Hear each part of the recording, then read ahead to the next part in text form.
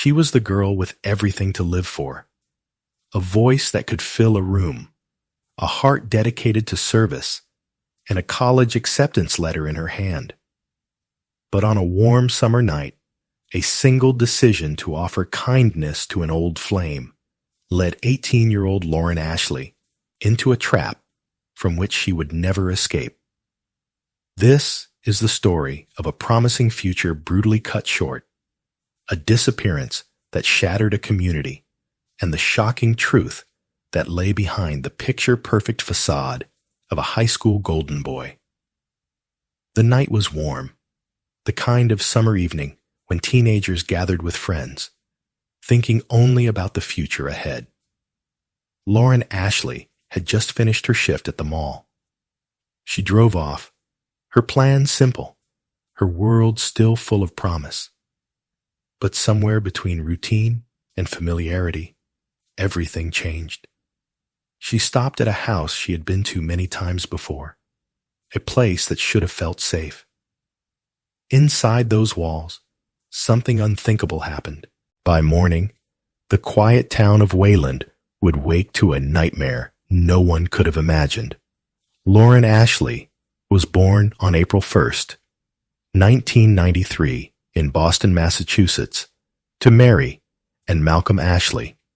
Both of her parents were teachers devoted to their only child, and from the beginning, Lauren was the center of their world. They raised her on the values of honesty, compassion, and integrity, hoping she would grow into a kind and principled young woman. In 2006, Mary and Malcolm divorced, sharing custody of Lauren. Even through the challenges of separation, they stayed united in their love and support for their daughter. By her teenage years, Lauren was already living a life filled with energy, purpose, and achievement. She was never one to sit still. Lauren threw herself into nearly everything. She sang in a local music group, played tennis and soccer, joined the church choir, and performed with the Youth Symphony Orchestra. She worked summers as a camp counselor, and at the local arts center, she even landed the lead role in the play Annie. Though she stood just 4 feet 11 inches tall, her presence was unforgettable. Her strong voice and vibrant charm made her a natural performer. Singing quickly became her greatest passion, and she brought that passion to nearly every school and community event. The moment she became the lead singer of her high school's AC cappella group was one of the happiest in her young life. Lauren's devotion went beyond the arts. She cared deeply about helping others and often dedicated her time to community service. At just 12 years old, she traveled to New Orleans to aid victims of Hurricane Katrina. She returned twice more with friends to help flood survivors, proof of a maturity and compassion rare for someone so young. She always put the needs of others first, and her warmth and generosity touched parents, classmates, teachers, and even strangers. At Wan High School, Lauren excelled both in academics and in student life. She joined sports teams, participated in concerts and competitions, and played a key role in charitable events. Her peers admired her sincerity and openness, often turning to her for advice or comfort. By her senior year, she had become something of a trendsetter, admired for her energy, style, and ability to connect with people. It was also during these years that Lauren began her first serious relationship with Nathaniel Fuja, a classmate she had known since childhood. Nathaniel, or Nathan as most called him, was the star of the school's football team. Tall, athletic, and popular, he had the attention of many, but he chose Lauren. For the first 2 years, Lauren and Nathaniel's relationship was full of happy, carefree moments. They went to games, spent afternoons with friends, and shared the excitement of being young and in love. Many people saw them as the perfect match. But as time went on, the cracks began to show. Their relationship grew more unstable, marked by arguments, reconciliations, and repeated breakups. At times, Nathaniel was jealous and possessive, frustrated that Lauren seemed to devote so much of her time and energy to others. By her senior year, Lauren was focused on her future. She had big dreams for herself, and she knew it was time to prepare for college. She applied to Elon University in North Carolina, while Nathaniel chose Trinity College in Connecticut, where he had been offered the chance to play football. For Lauren, this stage of life felt like a turning point, a chance to step into adulthood, explore new opportunities, and live more freely. Her friends, aware of the tension in her relationship, supported her decision to move on together.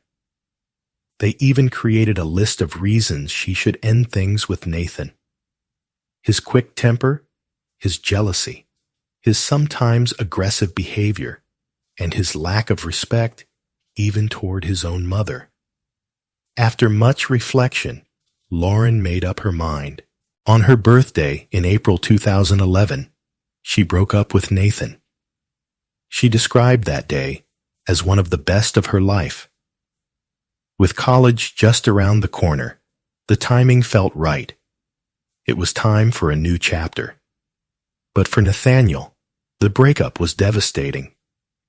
What felt to Lauren like a fresh start was for him a painful ending.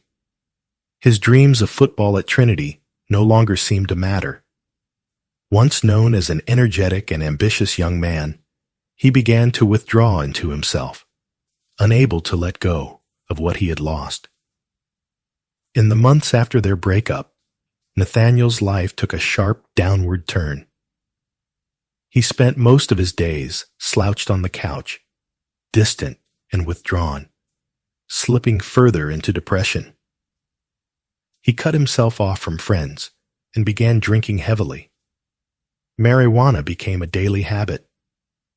Lauren, even though she had ended the relationship, still worried about him. She didn't like seeing someone she had once been so close to spiraling. At times, she asked her friends if she should reach out, if she should try to help him. Every time, they told her not to, reminding her that any contact might give Nathan hope their relationship could begin again. By the summer of 2011, Lauren was looking ahead. She had graduated high school and wanted to savor her last months at home, surrounded by family and friends before heading off to college. To celebrate, her friends organized a massive party under a large tent where nearly 150 students and recent graduates gathered. Music played, people danced, laughter filled the air.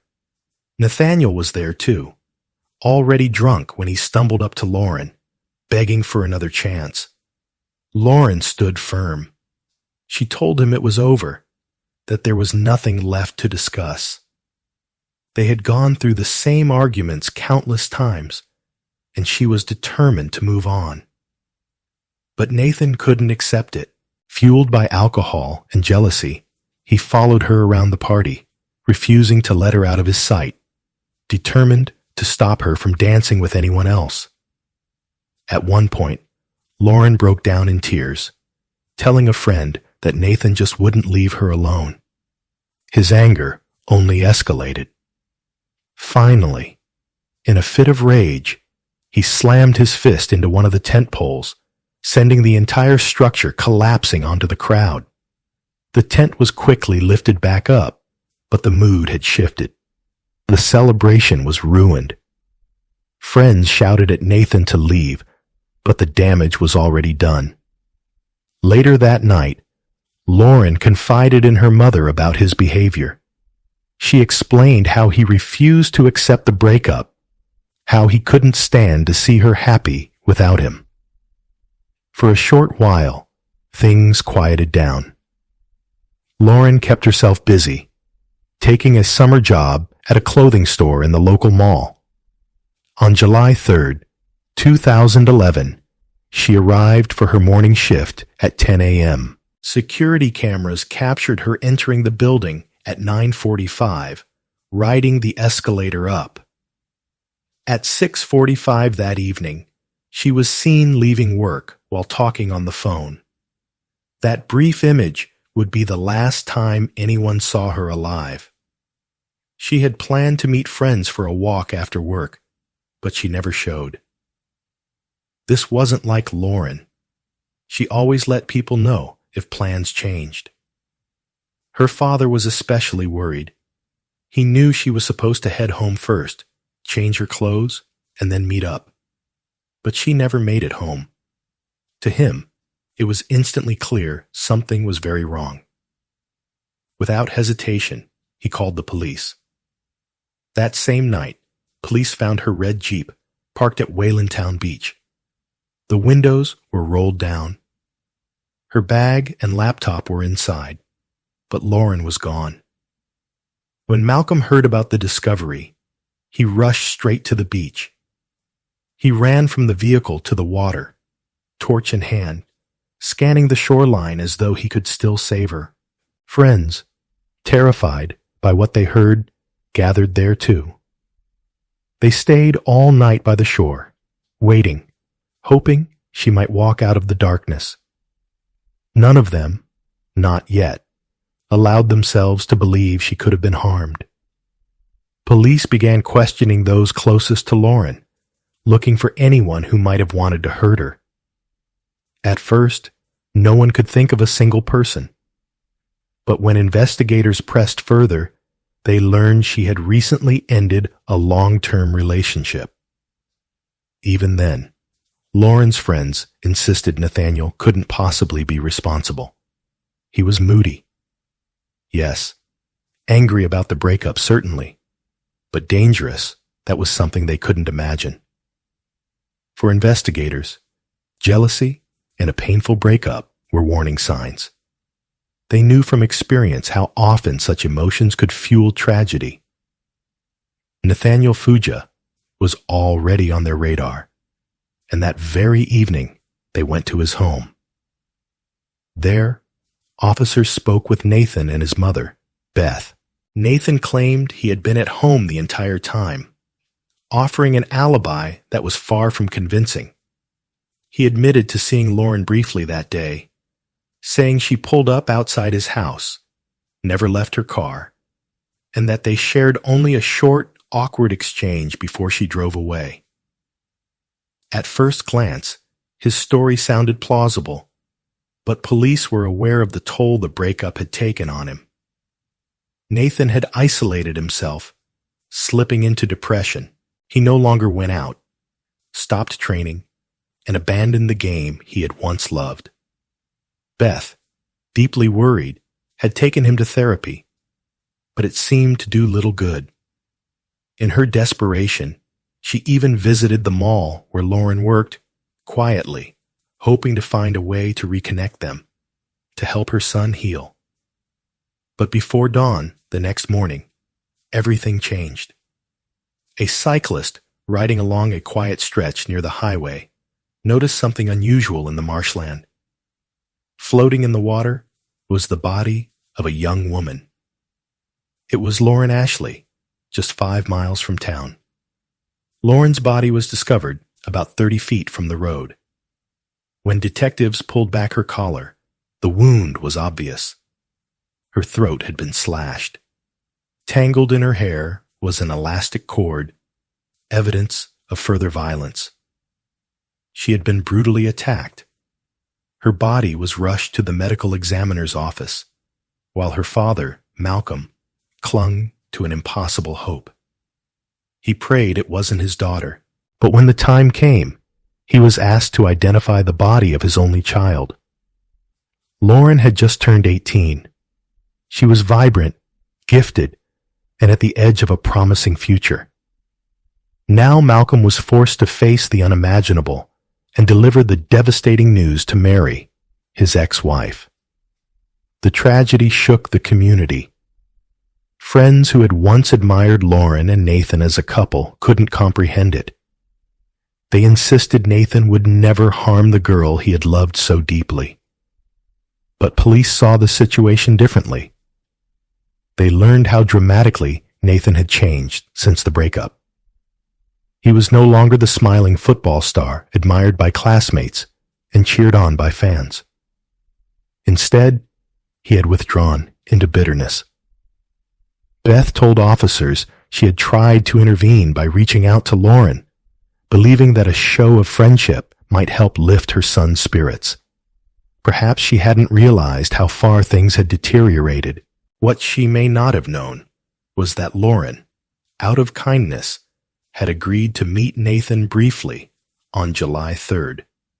She had no plans of rekindling their relationship, only of helping him move past his sadness.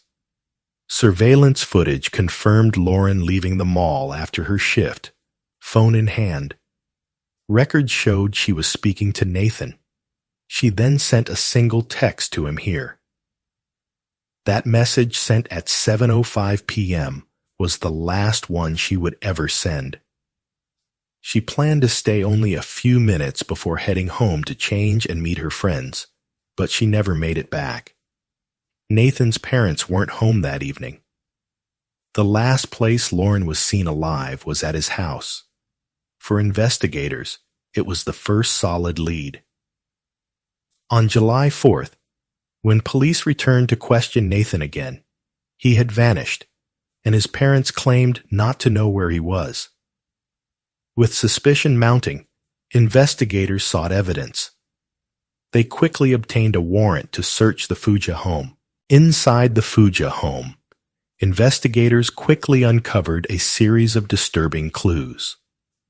Alongside the elastic cord that had been tangled in Lauren's hair, they found blood in several places, smeared on the garage floor, on a doorknob, and inside both the kitchen and bathroom sinks, where it looked as though someone had tried to wash it away. In the basement, a black sports bag was discovered. Inside was a pair of trainers caked in mud.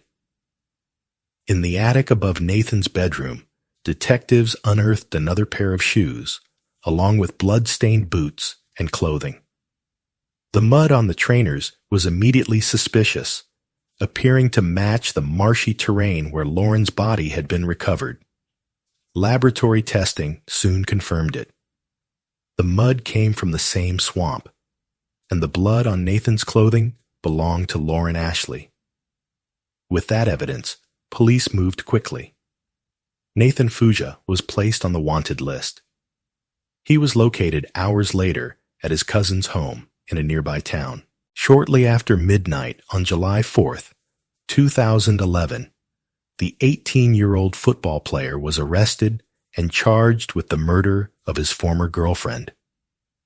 When officers took him into custody at his aunt's house, Nathan remained silent. During questioning, he offered no explanation, no defense, and showed no emotion. This unsettling detachment would continue for months. On August 23, 2011, Nathan appeared in court for a preliminary hearing. When asked for his plea, he whispered, "Not guilty," so softly it was barely audible. Prosecutors quickly suspected his defense team would pursue an insanity strategy. Nathan was charged with first-degree murder, along with assault and battery with a dangerous weapon. As the hearings moved forward, unsettling details about Lauren's final hours began to surface. Investigators revealed that she had endured more injuries than first believed. After her body was discovered, one of Nathan's cousins contacted him. His reply was chilling. He claimed the murder weapon would never be found. He went on to admit that he had taken Lauren's red Jeep to the town beach parking lot, brushing it off with the explanation that he needed a break and simply wanted to spend time with her. The prosecution used these statements to argue that Nathan's actions were deliberate. They requested that he be held without bail, and the court agreed. As pretrial hearings unfolded, still more troubling history came to light. In 2009, during one of Nathan and Lauren's many breakups, she attended a dance with friends. There, she danced and shared a kiss with another young man. Nathan suddenly appeared, shoving the boy and threatening to slit his throat if he ever went near Lauren again. While the incident eventually faded into the background, it revealed how possessive and volatile Nathan could become. When investigators later examined the wounds on Lauren's body, Nathan's earlier threat carried a haunting resonance. It became clear to prosecutors that his anger toward anyone who came close to Lauren had long been simmering. By the time Nathan's trial opened on February 13, 2013, 18 months had passed since Lauren's death. From the start, the defense focused on one central argument. Nathan was legally insane. His attorney admitted outright that Nathan had killed Lauren, but insisted the critical questions were how and why. They argued Nathan hadn't stalked Lauren after graduation. He hadn't driven past her home or harassed her with calls and texts. Instead, he had withdrawn from everyone, avoiding friends, skipping practices, and isolating himself completely. Witnesses, including former teammates and teachers, confirmed the dramatic change in his behavior in the months leading up to the crime. The defense's case would hinge on this narrative of withdrawal and mental decline, but for the prosecution, the evidence painted a different picture, not of a young man lost in illness, but of someone whose jealousy had spiraled into deadly violence. The defense built its case around Nathaniel's mental health. His lawyer argued that he was suffering from a serious psychiatric disorder, not simply the anguish of a teenage breakup. His mother, Beth, had convinced him to see a psychiatrist who diagnosed him with severe clinical depression. According to the defense, this condition was compounded by repeated head injuries from years of high school football. The breakup with Lauren, they said, had triggered a crisis that spiraled out of control. The psychiatrist had recommended medication and therapy, but Nathan refused both. The defense claimed that on the evening of July 3, 2011, when Lauren went to his home, Nathan suffered a manic episode. They argued that he was unable to comprehend or control his actions.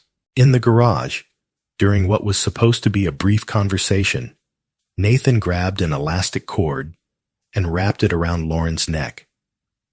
From there, his actions escalated, strangulation, followed by a fatal slash to her throat. The defense insisted he acted without awareness, detached from reality, and that the crime was the result of insanity. The prosecution told a very different story. They argued that Nathaniel had deliberately lured Lauren to his home because he couldn't cope with losing her. Phone records showed he had called her multiple times that day, including as she left her job. Prosecutors said Nathan coerced her into stopping by knowing his parents wouldn't be there. Once inside, they claimed he carried out a planned attack, not a spontaneous breakdown. The autopsy revealed more than strangulation and a throat wound. Lauren had defensive injuries, proof she had fought back. After killing her, Nathan removed his blood-soaked boots, changed into tennis shoes, and went to Wantown Beach. There, he abandoned her red Jeep, throwing the keys into a storm drain. He then returned home on foot, placed Lauren's body in his car, and drove to a swamp. Believing the muck would swallow her remains, he waded more than 30 feet into the wetlands before leaving her there. Later that night, witnesses saw him driving naked, windows down, blasting music. Back at home, he cleaned the garage, washed away blood, and hid his shoes and clothing. Behavior prosecutors said clearly showed planning and awareness of guilt.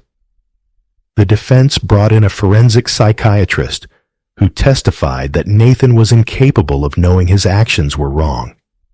Severe depression, football-related head trauma, and substance abuse had distorted his reality. This, they argued, was not a young man capable of calculated murder, but one lost in a psychotic state. The trial was agonizing. The medical examiner told the court that Lauren remained alive for several minutes, bleeding to death after the strangulation and throat wound. In the gallery, her mother sat quietly, devastated. On March 7th, 2013, after a full day of deliberation, the jury returned a verdict: guilty on all counts. Nathaniel Fuja was sentenced to life in prison without the possibility of parole, the mandatory sentence for first-degree murder in Massachusetts. In the aftermath, Malcolm and Mary refused to let Lauren's memory fade. They created the Lauren Ashley Memorial Foundation, a non-profit dedicated to causes their daughter had cared about: art, community service, and education about healthy relationships. They turned their grief into a mission, teaching others about the dangers of breakup violence so no family would have to endure what they had suffered. But even years later, the case was not fully closed. In January 2024, the Massachusetts Supreme Court overturned a law requiring anyone under 20 at the time of their crime to serve life without parole. For the Ashleys, the change reawakened old wounds. They now fear that Nathan Fuja, who murdered their only child at 18, could one day be released. For them, true justice means he should remain behind bars for life.